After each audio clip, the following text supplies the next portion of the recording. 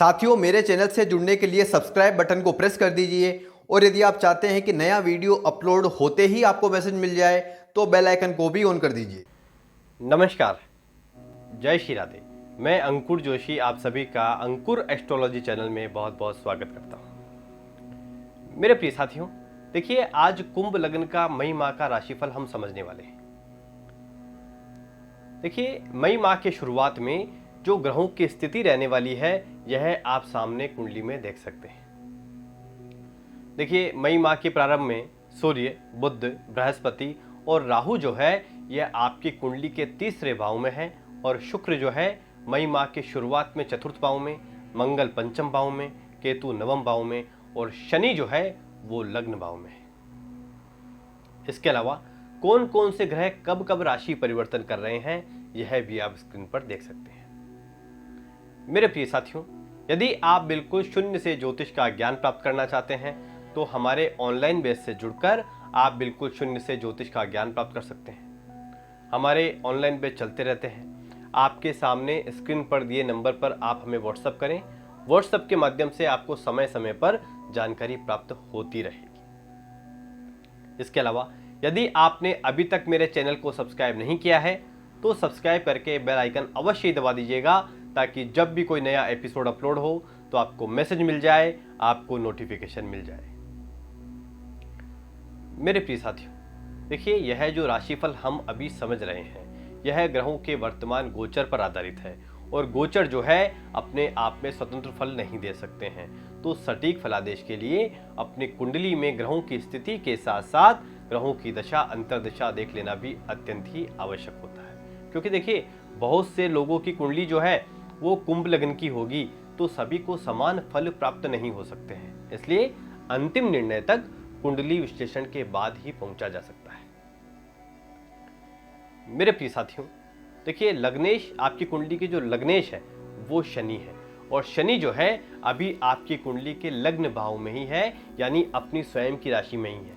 देखिए अभी आप यह महसूस कर रहे होंगे कि परिवार की जिम्मेदारियां आप पर बढ़ गई है और आप पर काम का बोझ भी बढ़ा होगा। देखिए यह जो समय है यह बहुत मेहनत करने का समय है और आपको पैसा कमाने में बड़ी मेहनत करनी होगी, बड़ी मशक्कत करनी होगी और आप स्वयं यह महसूस भी कर रहे होंगे। मेरे प्रिय साथियों, देखिए अभी वर्तमान समय में आपको आलस्य बिल्कुल नहीं करना है। यदि आप आलस्य करेंगे तो हर कार्य में आपके विलंब होगा जो कि आपके लिए ठीक नहीं है। देखिए नियम से आपको पूरे दिन का कार्य निपटाना है, समय से उठना है, समय से सोना है, समय से नहाना है। यदि आप समय समय से अपने कार्य को निपटाएंगे तो इससे शनि जो है प्रसन्न रहेंगे, क्योंकि देखिए शनि देव को मेहनत करना पसंद है, नियम से चलना पसंद है और शनि देव को डिसिप्लिन पसंद है। तो सारे काम आप समय से निपटाएं जिससे शनि देव की कृपा आप पर बनी रहेगी। मेरे प्रिय साथियों, जैसा मैंने आपको अभी बताया कि व्यापारिक दृष्टिकोण से समय ठीक है, लेकिन बहुत मेहनत के बाद ही परिणाम आपको प्राप्त होंगे। मेरे प्रिय साथियों, देखिए आपके कर्म भाव का स्वामी मंगल जो है यह 10 मई को आपकी कुंडली के छठे भाव में नीच के हो जाएंगे और 15 मई से ही कर्म भाव पर सूर्य की सप्तम दृष्टि भी होगी। तो यदि आप व्यापार करते हैं या आप नौकरी करते हैं तो आपके कर्म स्थान में यानी आपको अपने ऑफिस में गुस्सा नहीं करना है, क्योंकि इस बात की बहुत प्रबल संभावना बन रही है कि आप अपने ऑफिस में कहीं किसी पर गुस्सा कर दे जिससे आपको नुकसान हो जाए। इसलिए अपने ऑफिस में बेवजह किसी पर आपको गुस्सा नहीं करना है, यानी आपको अपने ऑफिस में संयम से काम लेना है और संभल कर रहना है।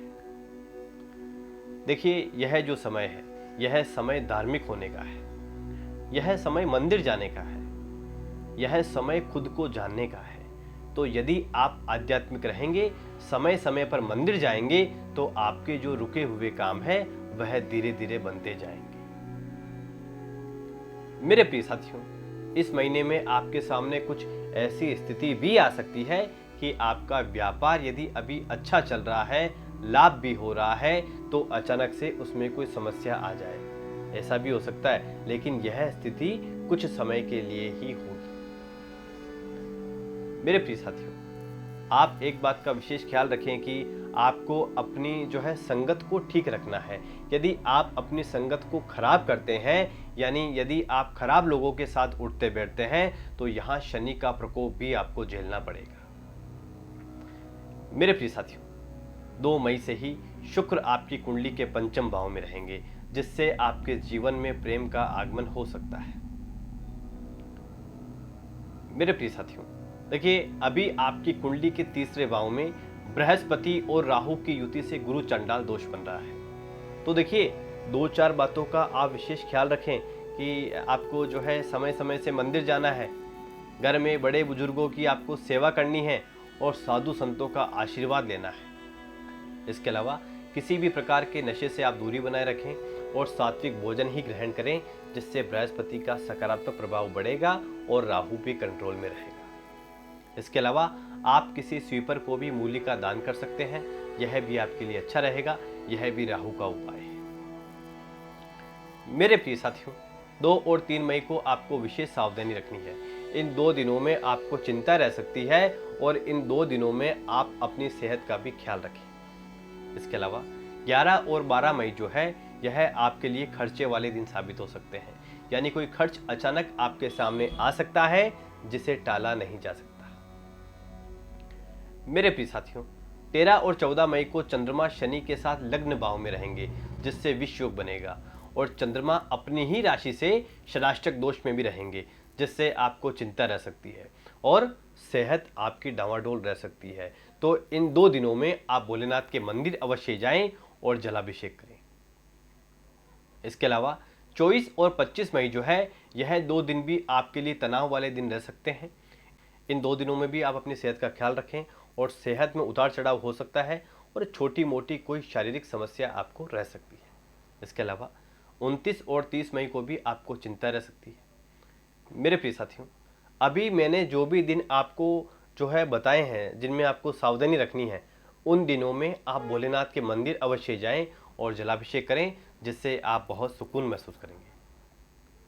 अब देखिए, यदि हम प्रेम संबंधों की बात करें तो 9, 10, 22 और 23 मई अच्छा दिन है और शेयर बाजार के लिए 20 मई से ही समय अच्छा है। अब देखिए, चंद्र ग्रहण जो है वह 5 मई को है, अमावस्या जो है वह 19 मई को है। इस दिन जो है आप यथाशक्ति दान धर्म अवश्य ही करें और ज़रूरतमंदों की मदद करें और गौ माता को हरा चारा अवश्य ही खिलाएं। इसके अलावा प्रदोष व्रत 3 और 17 मई को है।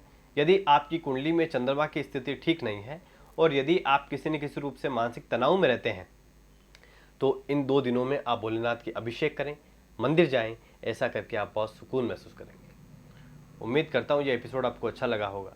यदि अच्छा लगा हो तो वीडियो को लाइक अवश्य ही कर दीजिएगा और यदि अभी तक आपने मेरे चैनल को सब्सक्राइब नहीं किया है तो सब्सक्राइब करके बेल आइकन अवश्य ही दबा दीजिएगा। मिलते हैं अगले एपिसोड में। जय श्री राधे, जय श्री राधे।